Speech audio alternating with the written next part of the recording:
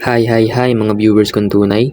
So ngayon, nandito nga pala tayo ulit sa ECUAE at meron kaming Classic War. Kung makikita nyo, etong base na lang ng number 11 ng naiiwan.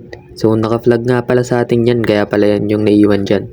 So sinabihan ko rin yung mga kasama ko na huwag nilang atakin kasi ako yung ha-attack. So yun, shoutout sa mga kasama ko dito sa ECUAE. Meron kami ngayon 30 win streak. No guys, grabe, wala pa kaming talo. Lalakas ng mga kasama ko kasi. Ito nga pala sila guys. Tapos, shoutout din sa nakalaban naming clan na Total Eclipse. So grabe, pinerfect na nila kami, no? So atakin na natin tong base ng number 11. So ano nga ba, pagplanuhan muna natin tong base ng number 11. So gamit natin dito, Dragon at Dragon Riders pa rin, no? Favorite.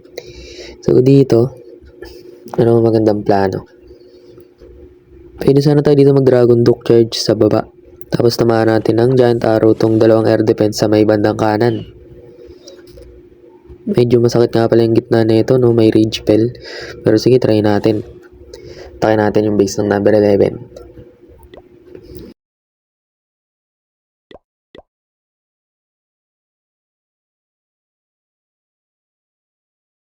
So, dito, Dragon Duke tayo dito. Sa may gold storage. Kailangan makuha niya yung buong rage spell compartment na yan. Sige, lapag natin Dragon Duke. Inbi natin. No, mukhang lalabas pa to ah. Kaya muna natin mag-invisible. Inbi natin ulit. Naku, umangat. Masama ako tub ko dito, yun na nga. Mukhang di niya makukuha yung rage spell compartment dun ah. Pasaway ka talaga, Dragon Duke. Hindi na lang natin ulit. Sige, kung ano na lang makuha mo dyan sa taas. Yung medyo mali na naman. Plano natin, lagi na lang mali ah. Archer Queen muna tayo dito. So, Giant Arrow. Yun.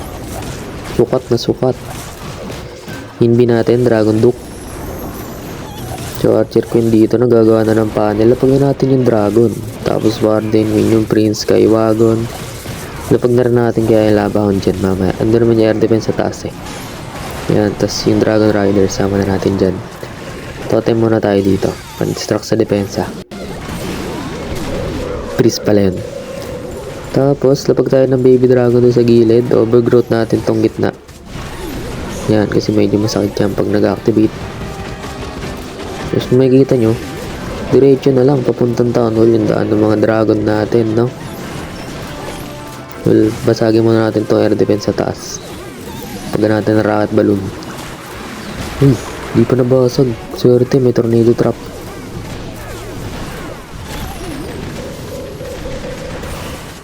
Rage natin itong mga dragon dito. Warden ability. Lumabas na yung ice golem.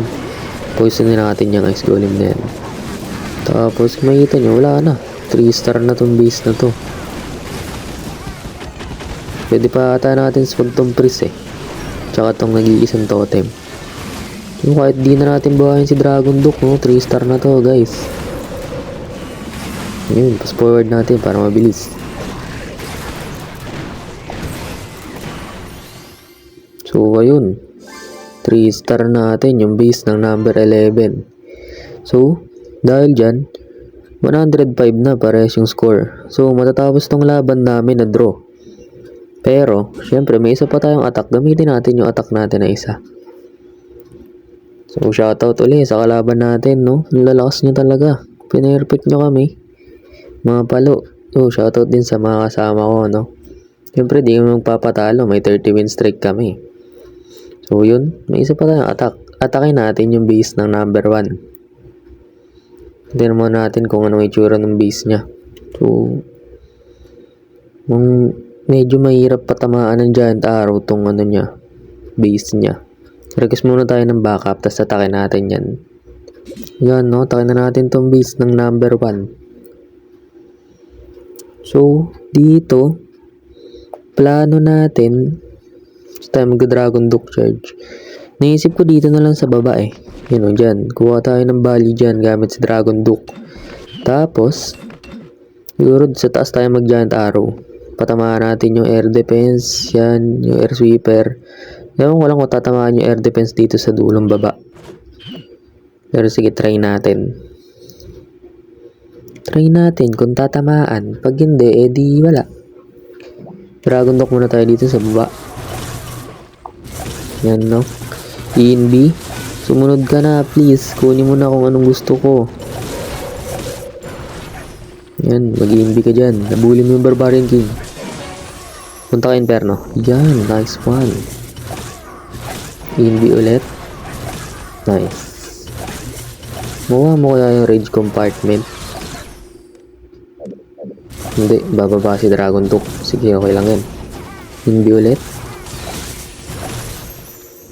Yan, mukhang okay naman yung value niya. Tapos, patamaan natin ng Giant Arrow tong Air Defense. Tsaka Air Sweeper. Yun! Tagilid. Grabe. Mukhang sasalubungin natin yung Air Sweeper, guys. Delikado pa ata itong attack natin, ah.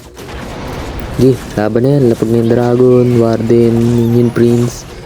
Lapag na natin yung Skywagon tsaka Labaon. Gusto na yung bantay dito, no? Poisonin natin. Lapag na yung Dragon Riders. Say na nga, tinutulak na tayo ng Air Sweeper. Activate natin yung Rage Spell sabay Overgrowth. Si Logger dito, no? Medyo nakakasakit ka na, ha? Totem yan. Targetin mo yan. Garden ability tayo sabay Rage.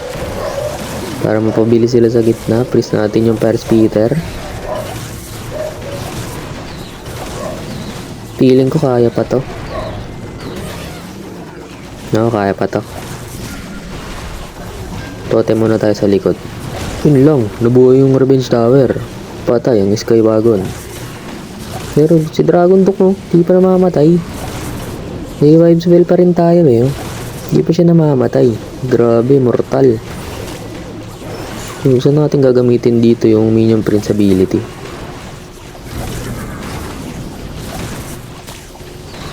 Pipraise ko ba to? Hindi, mamaya na sa Revenge Tower na lang. Ayun. Minion Prince ability times 4 natin. Sabay balik. Tapos, try natin kung tatamaan ng priest yung Revenge Tower tsaka Inferno. Yun, hindi inabot. Times 4 na natin yan para tapos na. Yung 3 star pa rin. Grabe, lakas ng swerte natin, guys. So yun, kahit yung 3 star ko yun, 3 star na rin yung kanina. So kumbaga nag-loot na lang tayo dun, eh. At yun, perfect natin yung kalaban. Pero perfect din nila tayo. So ayun, di mapuputol yung win streak namin dito, guys. At yun na nga, natapos yung laban sa all 105 and 105. At sa total ng 54 war namin, 30 yung panalo namin, no, guys? So, yun. Shoutout sa mga kasama ko dito sa clan. Kita-kits na lang susunod namin na war.